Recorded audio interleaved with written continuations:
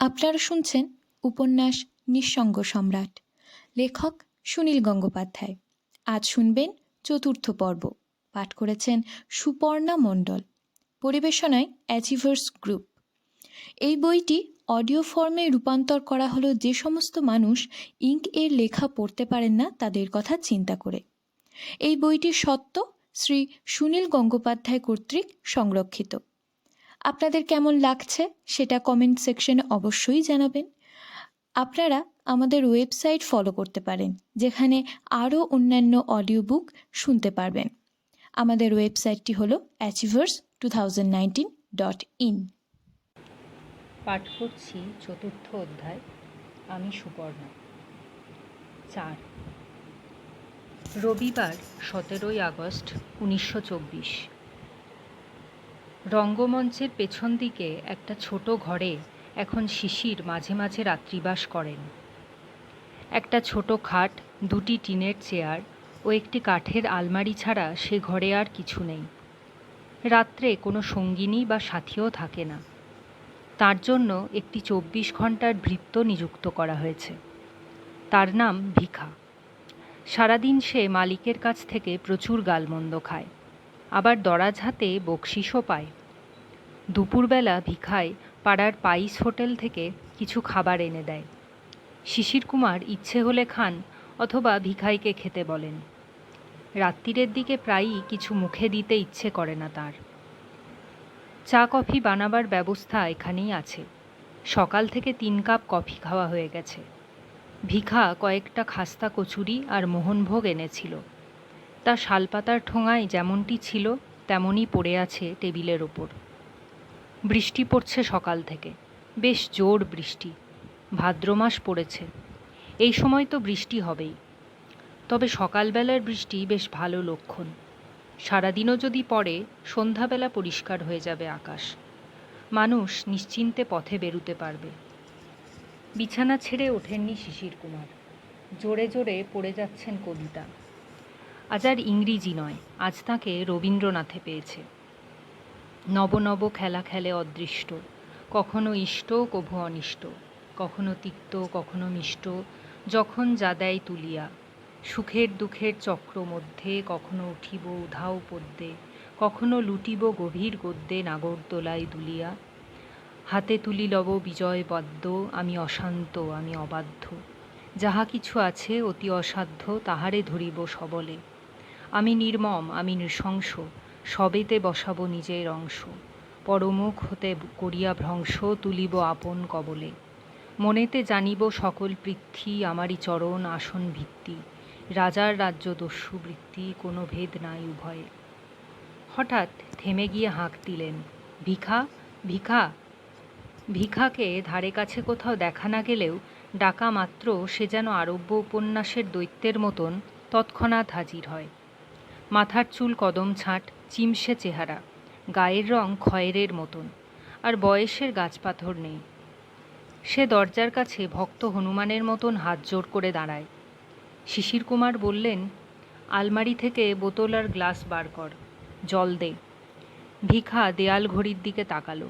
11:15, এখন নাওয়া খাওয়ার সময়। কিন্তু প্রতিবাদ করার সাহস তার নেই। আলমারি খুলে সে দেখল স্কচের একমাত্র বোতলটি একেবারে খালি, এক ফোঁটাও নেই। ভিখা বেশি কথা বলে না। সে খালি বোতলটা শিশির কুমারের চোখের সামনে এনে বলল, কর্তা। শিশির বললেন, যাহ, কখন ফুরোলো রে। তারপর হাসতে হাসতে আবৃত্তি করলেন, খালি বোতলের পানে চেয়ে চেয়ে চিত্ত, নিঃশ্বাস ফেলে বলে সকলই অনিত্য। সম্ভব হয় যদি এ বোতলটারে পূর্ণতা এনে দিতে পারে, দূর হতে তোমার আতিথ্য, গৌরী গদ্য হতে মধুময় পদ্য দর্শন দিতে পারে সদ্য। বালিশের তলা থেকে এক মুঠো টাকা বার করলেন। গোনাগুনির ধার ধারলেন না। বললেন, যা নিয়ে আয়, দৌড়ে যাবি ছুটে আসবি। তারপর চুরুট ধরিয়ে রবীন্দ্রনাথের চিত্রা কাব্যগ্রন্থের পাতা উল্টোতে উল্টোতে তিনি পড়তে লাগলেন। চন্দ্র যখন অস্তে নামিল তখনও রয়েছে রাতি, পূর্ব দিকের অলস নয়নে মেলিছে রক্তভাতি। জনহীন এক সিন্ধু পুলিনে অশ্ব থামিল আসি, সমুখে দাঁড়ায় কৃষ্ণ শৈল গুহামুখ পরকাশী। সাগরে না শুনি জলকলরব, না গাহে উষার পাখি, বহিল না মৃদু প্রভাত পবন বনের গন্ধ মাখি। অশ্ব হইতে নামিল রমণী, আমিও নামিনু পিছে, আধার বেদানো গুহার মাঝারে চলিনু তাহার পিছে। ভিতরে খোদিত উহার প্রাসাদ শিলাস্তম্ভ পরে, কনক শিকলে সোনার প্রদীপ দুলিতেছে থরে থরে। শুধু কাব্যের টানেই নয়, বিশেষত অভিনয়ের দিনে শিশির এরকম একটানা কাব্য পাঠ করে চলেন। তাতে উচ্চারণ পরিশীলিত হয়, স্বরের বিস্তার হয়, আর কাব্যের অনুরণনে মন শিল্পমুখী হয়ে থাকে। আজ সীতা অভিনয়ের পঞ্চম রাত, অন্য রঙ্গমঞ্চে। নাট্যমন্দির উদ্বোধনের পরদিন থেকেই শুরু হয়ে গেছে স্বর্ণ সীতা সৃষ্টির প্রক্রিয়া। মণিলালরা জেদ ধরেছেন, নাই বা পাওয়া গেল ডিএল রায়ের সীতা, শিশির কুমারের জন্য রচিত হবে আর একখানি সীতা নাটক। কে লিখবে? প্রথমেই মনে পড়ে হেমেন্দ্র কুমারের কথা, কিন্তু তিনি নাচঘর নামে একটি নতুন পত্রিকা প্রকাশের উদ্যোগ নিয়ে খুব ব্যস্ত, এখন সময় পাবেন না। অথচ দেরি করবার উপায় নেই। মণিলাল প্রায়ই বলেন, strike while it is hot, কাজ সারতে হবে গোপনে। নামজাদা কেউ এ বিষয় নিয়ে ভাবনা শুরু করলে সে সংবাদ রটে যেতে পারে। তাই শিশির কুমার বললেন, একটা এক্সপেরিমেন্ট করলে হয়। আমরা কজনা মিলে পরামর্শ দেব, নাটকের অবয়ব ঠিক করে দেব, তাতে ভাষা বসাবে নতুন কেউ। এ দলে যোগেশ চৌধুরী নামে একজন অভিনেতা আছে। সে আগে ছিল স্কুল মাস্টার। মহড়ার সময় তার কথাবার্তা শুনে মনে হয় ওর বেশ কাব্যজ্ঞান আছে। তাকে দিয়েই চেষ্টা করা যাক না কেন?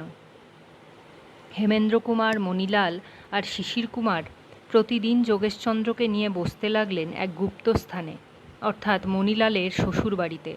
আপাতত অবনীন্দ্রনাথ ঠাকুর সে বাড়িতে থাকছেন না, কয়েকটা ঘর খালি পড়ে আছে। শুরু হবে সীতার বনবাস পর্ব থেকে। ডিএল রায়ের নাটকে আছে প্রথমে পরিবেশ রচনার জন্য খানিকটা ভূমিকার মতন। যোগেশচন্দ্রকে বলা হলো শুরুতেই নাট্য প্রক্রিয়ার মধ্যে ঢুকে পড়তে।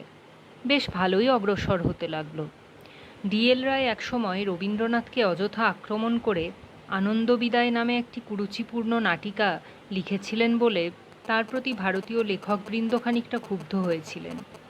এই রচনার মধ্যপথে একদিন মণিলাল বললেন, দ্বিজুবাবুর সীতার রাইট পাওয়া যায়নি, ভালোই হয়েছে। রাম সীতাকে নিয়ে আর একটি নাটকের সৃষ্টি হচ্ছে, হয়তো এটাই বেশি উচ্চাঙ্গের হবে। 1 মাসের মধ্যে সম্পূর্ণ হলো নাটক। তারপরেও শিশির কুমার স্বহস্তে কিছু কাটাকুটি করলেন। এবার শুরু হবে মহড়া। অন্য যে কোনো নতুন নাটকের চেয়ে এ মহড়া অনেক কঠিন, কারণ এতে আগের সংলাপ মন থেকে মুছে ফেলে মুখস্থ করতে হবে নতুন সংলাপ। শিশির কুমার নিজেই বারবার ভুল করছিলেন। ডিএল রায়ের নাটকে রামের প্রথম সংলাপ অন্য 3 ভ্রাতাকে বলছেন, কিশোর বয়সে বনবাসী বনে রহিতাম ভাই, শিখি নাই রাজকার্য ধর্ম রাজনীতি শিখি নাই, মৃগয়ায় কাটায়েছি দিন, রাত্রি বিশ্রদ্ধ বিশ্রামে আশ্রম কুটিরে প্রতিদিন সেই ঘন বনগ্রামে। আর যোগেশচন্দ্রের নাটকে রামের প্রথম উক্তি, পাশে ঘুমন্ত সীতা, দুর্মুখ এনেছে দুঃসংবাদ। রাম, দেবীর নিকটে সংকোচের নাই প্রয়োজন, জানকীর কাছে অযোধ্যা রাজ্যের গোপন কিছুই নাই, কিন্তু দেবী সুপ্তা। নিজেকে সংশোধন করে শিশির কুমার বারবার অন্যদের বলেছেন, দেখো যেন আগের নাটকের একটা লাইনও বলে ফেলো না, তাহলেই স্টারের লোকেরা আমাদের ক্যাক করে চেপে ধরবে। এর মধ্যে রঙ্গমঞ্চ বদল করতে হলো। সীতা তৈরি করার আগে আলফ্রেড মঞ্চে খরচ চালাবার জন্য অন্য 2-1টি নাটকের অভিনয়ের ব্যবস্থা হচ্ছিল, কিন্তু ঠিক জমছিল না। বিডন স্ট্রিট থেকে শ্যামবাজার পর্যন্ত আসল থিয়েটার পাড়া। বাংলা থিয়েটারের দর্শকরা সন্ধ্যের পর কলেজ স্ট্রিটে আসতে চায় না। এদিকে বিডন স্ট্রিটে মনমোহন থিয়েটারের অবস্থা বেশ খারাপ। দানিবাবুকে নিয়ে পুরনো ধারার অভিনয়ে আর টানা যাচ্ছিল না দর্শকদের। মঞ্চের মালিক মনমোহন পাড়ে ঠিক করলেন অনবরত ক্ষতি স্বীকার করার বদলে দল ভেঙে দিয়ে হল ভাড়া দেওয়াই ভালো। খবর পাওয়া মাত্রই শিশির কুমার সে হল ভাড়া নিয়ে চলে এলেন আলফ্রেড ছেড়ে। মনমোহন নামটি সুপরিচিত, তাই এখানে তিনি রঙ্গমঞ্চের নতুন নাম দিলেন মনমোহন নাট্য মন্দির। এবারে শিশির কুমারের নির্দেশে রঙ্গালয়টিকে সম্পূর্ণ নতুনভাবে ঢেলে সাজানো হলো। এজন্য তিনি সাহায্য নিলেন প্রখ্যাত শিল্পী চারু রায়ের। নাটকের প্রতিটি দৃশ্য, পশ্চাৎপট, সাজ পোশাক, সঙ্গীত যাতে যথাযথ হয় সেজন্য গবেষণা করা হলো। আগে এসব যেমন তেমনভাবে দায়সারা হতো। এখন সীতার জন্য সাহায্য করতে এলেন রাখালদাস বন্দ্যোপাধ্যায়, সুনীতি কুমার, যামিনী রায়, কাজী নজরুল ইসলাম, নরেন্দ্র দেব, শ্রীকুমার বন্দ্যোপাধ্যায়, নলিনীকান্ত সরকার প্রমুখ। ভারতী গোষ্ঠীর লেখকরা তো আছেনই। এরা অনেকেই শিশির কুমারের সহপাঠী কিংবা বন্ধু। কিন্তু শুধু বন্ধুত্বের টানেই এরা আসেননি। সকলেই চেয়েছিলেন বাংলার নাট্যমঞ্চ সুরুচি সম্পন্ন ও উচ্চস্তরের হোক, সাহেবদের সঙ্গে পাল্লা দিক। সাহেবরা কথায় কথায় ওদেশের আরভিং কিংবা গ্যারিকের কথা বলে। শিশিরের অভিনয় প্রতিভা ওদের চেয়ে কোনো অংশে কম নয়।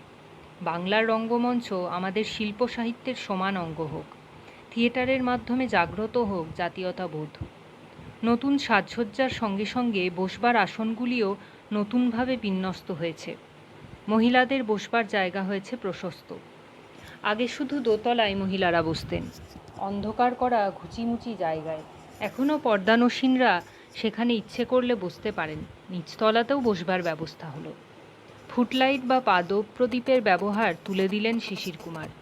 শুধুমাত্র তলা থেকে মুখে আলো এলে মুখের সব অভিব্যক্তি বোঝা যায় না। এখন টপ লাইট এবং পাশ থেকে মুড লাইটের প্রবর্তন করলেন। শুধু একক অভিনয় প্রতিভা দিয়ে দর্শকদের মুগ্ধ করাই তার উদ্দেশ্য নয়, প্রতিটি নেতা অভিনেত্রীর ভূমিকাও হবে সমান উপযোগী।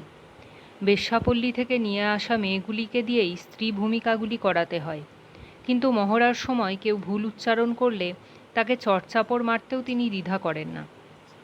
তবে কোনো কোনো মেয়ের অতি দ্রুত শিখে নেবার ক্ষমতাও অনস্বীকার্য। মাত্র 3টি কড়ির বিনিময়ে বিক্রি হয়েছিল যে মেয়ে, সে পরে 3 কড়ি দাসী নামে প্রখ্যাত অভিনেত্রী হয়েছিল। এখন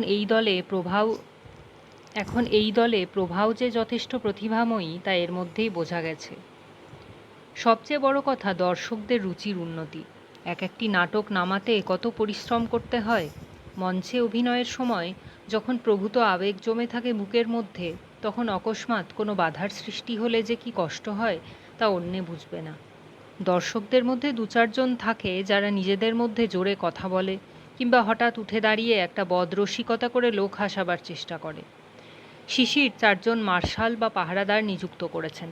তারা সর্বক্ষণ দেয়াল ঘেঁষে দাঁড়িয়ে থাকবে। ওই ধরনের কোনো আমোদ গেঁড়ে দর্শক চেঁচিয়ে উঠলে তাকে তৎক্ষণাৎ ঘাট ধরে বার করে দেওয়া হবে। নাটকের মহড়া যখন চূড়ান্ত প্রস্তুতির মুখে, তখন মণিলাল বললেন, এসো শিশির, স্টারের আর্ট থিয়েটারের সঙ্গে একটু মজা করা যাক। পরিকল্পনাটি শুনে শিশির সহাস্যে সম্মতি জানালেন। সংবাদপত্রের মাধ্যমে রটিয়ে দেওয়া হলো যে অতি শীঘ্র মনমোহন নাট্যমন্দিরে মহাসমারোহে শিশির ভাদুড়ির পরিচালনায় মঞ্চস্থ হবে সীতা। রামের ভূমিকায় পরিচালক স্বয়ং, নাম ভূমিকায় শ্রীমতী প্রভা। নাট্যকারের নামটি উজ্জ্ব রইল। অমনি টনক নড়ে গেল স্টারের আর্ট থিয়েটারের। তারা সীতার রাইট কুক্ষিগত করে রাখলেও নিজেদের প্রোডাকশনে নামাবার কোনো ইচ্ছেই নেই। বরং তারা তখন অহিন্দ্র চৌধুরী, নরেশ মিত্রকে নিয়ে কর্ণার্জুন খুব জমিয়ে তুলেছেন। তবু এই ঘোষণার কথা জেনে তারা ভাবলেন শিশির কুমার হঠকারিতা করে ফাঁদে পা দিয়েছেন। এইবার মামলা মোকদ্দমা করে তাকে ফাঁসানো হবে। তারা অ্যাটর্নির সঙ্গে সলা পরামর্শ করতে লাগলেন। 2 দিন পরেই শিশির কুমারের কাছে উকিলের চিঠি এলো। বন্ধুদের সঙ্গে বসে সেই চিঠি পাঠ করে সবাই উচ্চ হাস্য করলেন প্রাণ ভরে। তারপর চিঠিটা ছিঁড়ে ফেললেন। 2 দিন পরেই সংবাদপত্রে বেরুলো সবিস্তার বিজ্ঞপ্তি। শহরের দেওয়ালও পোস্টারে ছেয়ে গেল। তাতে রয়েছে নাট্যকার যোগেশচন্দ্র চৌধুরীর নাম। পৌরাণিক বিষয়বস্তুর উপর কারো আলাদা অধিকার থাকতে পারে না। একই নামে 2টি নাটক মঞ্চস্থ হতেও কোনো আইনের বাধা নেই। শুধু ভাষা ও আঙ্গিকের মিল না থাকলেই হলো। প্রথমে চুপসে গেলেন স্টার কর্তৃপক্ষ। তারপরেও ক্ষীণ আশা হলো আনকোড়া লেখকের নাটক নিয়ে শিশির কুমার নিশ্চয়ই ধারাবেন। তাই প্রথম রাত্রিরে ওদের কয়েকজন বিনা আমন্ত্রণে দেখতে এলেন নাটক, সাধারণ দর্শকদের মধ্যে বসে। প্রথম রাত্রির মঞ্চাভিনয় সঙ্গে সঙ্গেই বাংলার নাট্য ইতিহাসে স্থান পেয়ে গেছে। সারা শহরে এখন এই একটাই আলোচ্য বিষয়। অনেকেরই অভিমত হলো এই যে ইডেন বাগানের প্রোডাকশনের চেয়েও এই অভিনয় অনেক বেশি সার্থক। শিশির কুমার যেন নিজেকেই ছাড়িয়ে গিয়েছেন। প্রভা অতুলনীয়, ছোটোখাটো প্রত্যেকটি ভূমিকা নিখুঁত। বাল্মীকির ভূমিকায় মনোরঞ্জন ভট্টাচার্য এমনই বিশ্বাসযোগ্য অভিনয় করলেন যে তাঁর ডাকনামই হয়ে গেল মহর্ষি। দেশবন্ধু এসেছিলেন এ নাটকের উদ্বোধন করতে। শরীর ভালো নয়, মুখখানি ম্লান, তবু তিনি দীর্ঘ 4.5 ঘন্টা বসে বসে দেখলেন সম্পূর্ণ নাটক। শেষ হবার পর তিনি বললেন, শিশির, আগে তো দেখিনি, নিজের চোখে না দেখলে বিশ্বাসও করা যায় না। সত্যিই তুমি যুগন্ধর, মঞ্চে নবযুগ এনেছ। শেষ দৃশ্যে আমার মতন কঠোর মানুষকেও তুমি কাঁদিয়ে দিয়েছিলে হে। শিশির কুমার বললেন, আপনি কঠোর মানুষ কে বললে? আপনি তো আসলে একজন কবি, তবে আমি শুনেছিলাম আপনাকে খুশি করা খুব শক্ত। দেশবন্ধু বললেন, খুশি তো হইনি, অভিভূত। সত্যিকারের আর্ট মানুষকে শুধু খুশি করে না, মুগ্ধ, অভিভূত করে। নাট্যকলার উন্নতির জন্য তোমার নেতৃত্বে অনেক কিছু হতে পারে। মঞ্চে যোগ দিয়ে তুমি কি কিছু অসুবিধা বোধ করছো? শিশির কুমার বললেন, আপনি যখন জিজ্ঞেস করলেন তখন 2-1টি কথা বলতে ইচ্ছে করছে, কিন্তু এখন অনেক রাত, আপনার তো ফিরতে দেরি হচ্ছে। শিশিরের পিঠে হাত রেখে ক্লিষ্ট কণ্ঠে দেশবন্ধু বললেন, না না, হোক একটু দেরি। তুমি বলো, খুলে বলো, আমরা কি কিছু সাহায্য করতে পারি? শিশির বললেন, আমি কলেজে পড়ানো ছেড়ে মঞ্চে যোগ দিয়েছি। তার কারণ আমি নাটক, অভিনয় এসব ভালোবাসি। ভেবেছিলাম সত্যিকারের ভালো নাটক দেশের দর্শকদের উপহার দেব।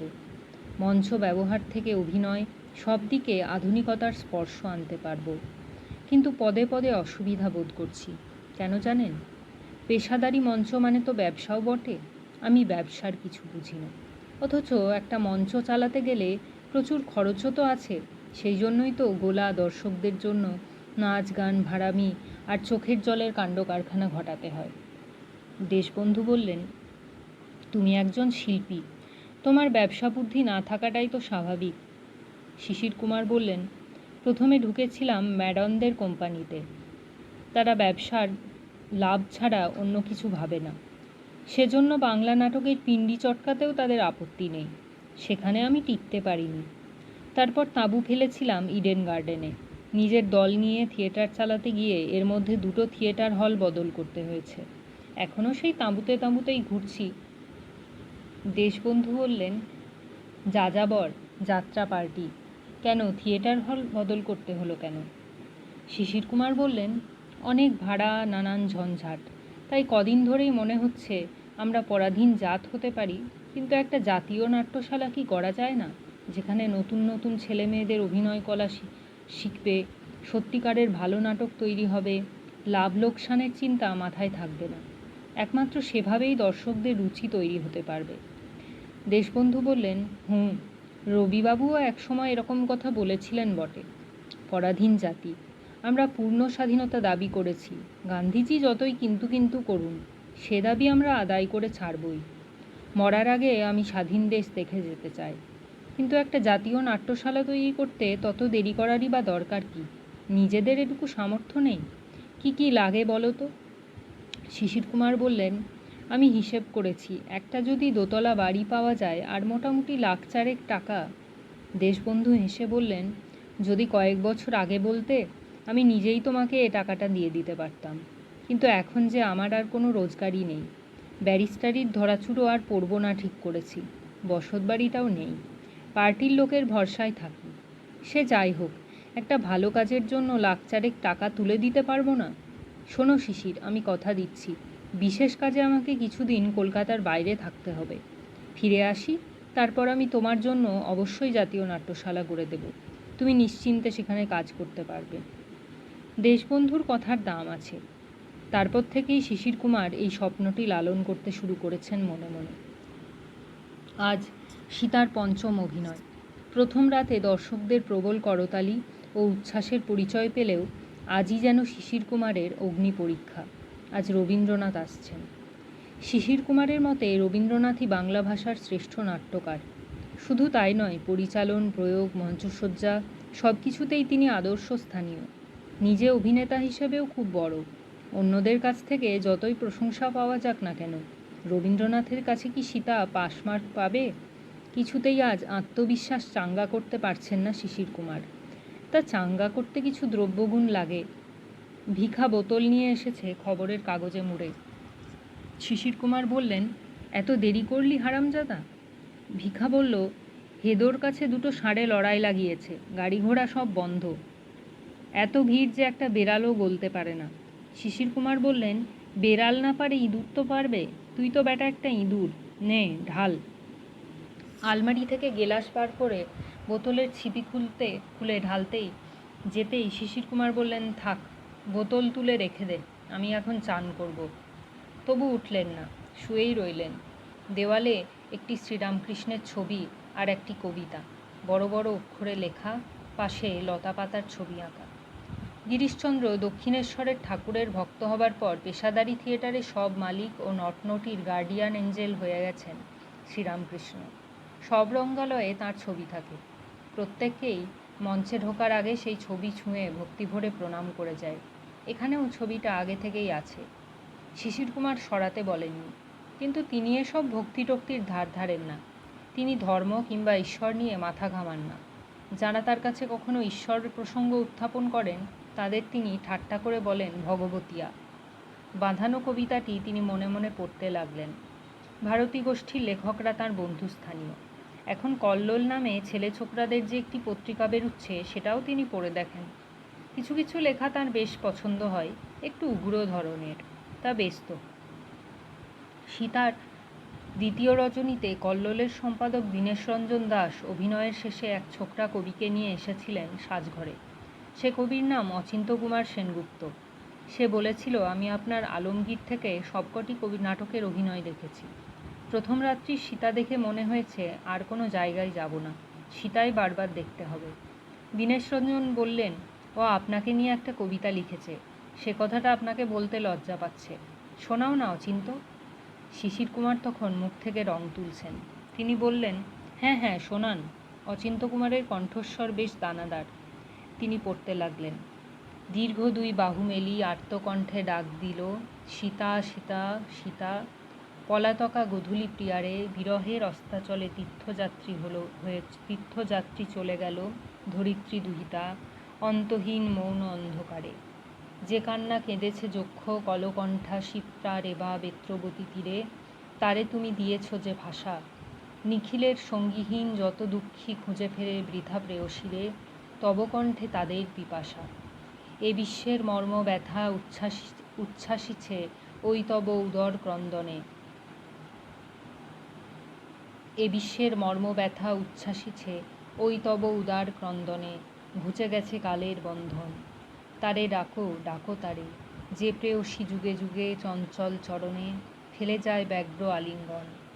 বেদনার বেদমন্ত্রে বিরহের স্বর্গলোকে করিলে সৃজন, আদি নাই নাই তার সীমা। তুমি শুধু নট নহে, তুমি কবি, চক্ষে তব প্রত্যুষ স্বপন, চিত্তে তব ধ্যানীর মহিমা। কবিতাটি শুনতে শুনতে শিশির কুমার খুবই শ্লাঘা বোধ করেছিলেন। যে কোনো শিল্পী তরুণদের সমর্থনের বেশি মূল্য দেয়, এরাই তো অগ্রগামী। তিনি বললেন, আমাকে ওটা ভালো করে লিখে টিখে দাও, আমি বাঁধিয়ে টাঙিয়ে রাখবো এই ঘরে। পরদিনই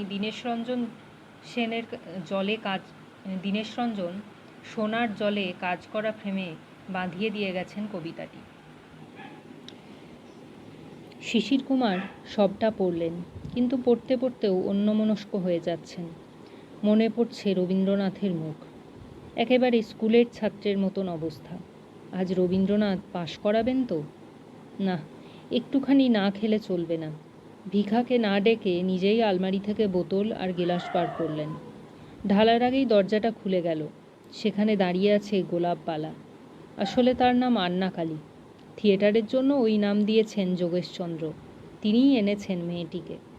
তার ডাকনাম ঝিঙে। শিশির কুমার ডেকে না পাঠালে কোনো অভিনেতা অভিনেত্রীর এ ঘরে আসার অনুমতি নেই। এ মেয়েটি সীতা নাটকে কোনো পার্ট পায়নি। রিহার্সালের সময় 2 মাস তাকে নিয়মিত এসে বসে থাকতে হয়েছে। এ নাটকে তুঙ্গভদ্রা নামে একটি ছোট চরিত্র আছে। সে ভূমিকায় আছে নীরদা সুন্দরী। তার আবার হুপিং কাশির অসুখ, মাঝে মাঝে খুব বেড়ে যায়, তখন আর সংলাপ বলতে পারে না। শিশির কুমার ধরে রেখেছেন, যদি নীরদা সুন্দরীর কোনো দিন সেরকম অবস্থা হয়, তাহলে বদলি হিসাবে এই ঝিঙেকে নামিয়ে দেবেন। সে সৌভাগ্য মেয়েটির আজও হয়নি। প্রতিদিনই সে সেজেগুজে এসে বসে থাকে। মেয়েটি কোনো কথা বলছে না, শুধু নির্বাক হয়ে চেয়ে আছে। শিশির কুমার বললেন, কিরে, পথ ভুলে নাকি? এটাকে ফিমেল বাথরুম ভেবেছিস? মেয়েটি কাঁপা কাঁপা গলায় বলল, বড়বাবু, আমি একটু আপনার পা টিপে দেব? শিশির কুমার বলল, পা টিপে দিবি কেন? আমার পায়ে কি গোদ হয়েছে নাকি, না বাত হয়েছে? মেয়েটি বলল, আমার খুব ইচ্ছে করে একদিন আপনার পা টিপে সেবা করতে। এই সময় শিশির কুমারের পক্ষে ঝাঁঝিয়ে ওঠা মোটেই অস্বাভাবিক নয়, কিন্তু তিনি মিষ্টি করেই জিজ্ঞেস করলেন, তোকে বুঝি কেউ বলেছে আমার পা টিপে দিলে ভালো পার্ট পাওয়া যায়? মেয়েটি ভয় পেয়ে কেঁপে উঠে বলল, না না না না না, কেউ বলেনি। শিশির কুমার বললেন, শোন ঝিঙে, তোকে 3টে শব্দ দিচ্ছি: দুষ্প্রবৃত্তি, জগজ্জননী আর প্রলয় ঝঞ্ঝা। এই 3টে কথা উচ্চারণ প্র্যাকটিস কর। তুই কি বলিস জানিস? দুষ্প্রবৃত্তি, জগজ্জননী আর প্রলয় ঝঞ্ঝা। এইসব উচ্চারণ যেদিন ঠিক পারবি সেদিন তোকে পাঠ দেব। আর শোন, আর কোনো দিন যেন এ ঘরের চৌকাঠ পেরোবার চেষ্টা করিসনি। মেয়েটি সঙ্গে সঙ্গে আড়ালে চলে গেল। শিশির কুমার শুনতে পেলেন বাইরে ফোঁপানির শব্দ। এবার শিশির কুমারকে উঠতে হলো। দরজার কাছে এসে উঁকি মেরে দেখলেন গোলাপবালা ওরফে ঝিঙে দুহাতে মুখ ঢেকে কাঁদছে। কাছাকাছি আর কেউ নেই। শিশির কুমার চুরুট টানতে টানতে কয়েক মুহূর্ত তার কান্না দেখলেন। তারপর সহাস্যে বললেন, বোকা মেয়ে, থিয়েটারের অ্যাক্ট্রেসরা কখনো কান্নার সময় হাত দিয়ে মুখ ঢাকে না। কান্নার সময়ও মুখের এক্সপ্রেশন দিতে হয়। মুখ ঢেকে রাখলে অডিয়েন্স তা দেখবে কি করে? মেয়েটি সঙ্গে সঙ্গে মুখ থেকে হাত সরিয়ে নিল। তার দু চোখে খাঁটি অশ্রু। সে ধরা গলায় বলল, বড়বাবু, আমাকে দয়া করুন। শিশির কুমার বললেন, এর মধ্যে দয়ার কথা আবার এলো কোত্থেকে? শোন, ঝুপি ঝুপি আমার ঘরে এসে পা টিপে দিলে কিংবা এমনি এমনি কেঁদে ভাসালে পাট পাওয়া যায় না। একে বলে দুষ্প্রবৃত্তি। কি বললাম? দুষ্প্রবৃত্তি। আর যতই প্রলয় ঝঞ্ঝা হোক, জগজ্জননীকে ডাকবি। আয়নার সামনে দাঁড়িয়ে প্র্যাকটিস কর। কাল শুনিয়ে যাবি আমাকে। এই সামান্য ঘটনাতেই আবার মন বদলে গেল শিশির কুমারের। তিনি আর বোতলটা খুললেন না, আবার শুয়ে পড়লেন। একটু বাদে যখন হেমেন্দ্র কুমার এলেন, তখন শিশির কুমার এক দৃষ্টিতে চেয়ে আছেন সাদা দেওয়ালের দিকে। বোতলটা রয়েছে টেবিলের ওপর। হেমেন্দ্র কুমার জিজ্ঞেস করলেন, কিরে, এর মধ্যে খাওয়া শুরু করেছিস? শিশির কুমার ঘোর ভেঙে বললেন, হেমেন, আয়। না, খাইনি, যদিও খুব ইচ্ছে করছিল। হেমেন্দ্র কুমার বললেন, খুব ইচ্ছে করলে একটুখানি খেয়ে নে। শিশির কুমার বললেন, আজ কবিগুরু আসবেন। হেমেন্দ্র কুমার বললেন, তিনি তোর মুখে গন্ধ পাবেন ভাবছিস? তিনি এলে আমরা অভ্যর্থনা করব। তুই তো তখন মেকআপ নিবি। ফার্স্ট সিনেই তোর অ্যাপিয়ারেন্স। আর একেবারে নাটকের শেষে তুই যখন দেখা করবি, ততক্ষণ মুখে গন্ধ থাকবে না। শিশির কুমার বললেন, না থাক, এক ঢোক খেলেই আমার আরও বেশি খেতে ইচ্ছে করে, শেষে না বাড়াবাড়ি হয়ে যায়। হেমেন্দ্র কুমার বললেন, থাক তবে। আসবার সময় দেখলাম টিকিট কাউন্টারের সামনে লম্বা লাইন পড়েছে। একটা ব্যাপার লক্ষ্য করলুম, যারা এসেছে তাদের পোশাক আশাক দেখলে মনে হয় সবাই ভদ্র ঘরের। এরা চ্যাংড়া দর্শক নয়। আমাদের ছোটবেলায় সখীদের নাচ দেখবার জন্য যত রাজ্যের মদমাতাল আর গেজেলরা এসে জুটত, অভিনয়ে তাদের মন থাকতো না। শিশির কুমার বললেন, চল তো দেখে আসি। টিকিট কাউন্টারই তো আমাদের লক্ষ্মী, লাইন দেখলে চোখ জুড়োয়। দুজনে ফাঁকা হলের মধ্যে দিয়ে হেঁটে গিয়ে বাইরের দরজার একটু আড়ালে দাঁড়ালেন। দর্শকদের লাইন চলে গেছে রাস্তা পর্যন্ত। গোলমাল নেই, ঠেলাঠেলি নেই। হেমেন্দ্র কুমার বললেন, অনেকেই মনে হচ্ছে কলেজের ছাত্র, ইউনিভার্সিটিরও হতে পারে। শিশির কুমার বললেন, একটা মজার কথা শোন। আমরা তো ছোটোবেলা থেকেই থিয়েটার দেখা অভ্যেস। বাড়ির লোকদের নাচ জানিয়েও নিজের টিফিনের পয়সা জমিয়ে থিয়েটার দেখেছি।